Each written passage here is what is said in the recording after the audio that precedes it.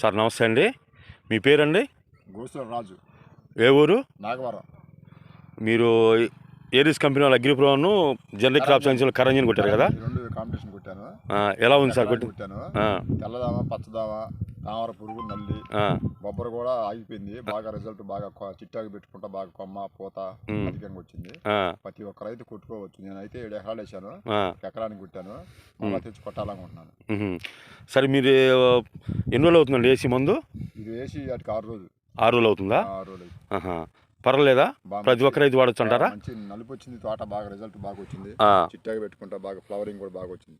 మంచి క్వాలిటీ వచ్చింది. మంచి క్వాలిటీ ఫ్లవరింగ్ వచ్చింది బాగా. ప్రతి ఒక్క రైతు వేసుకోవచ్చు.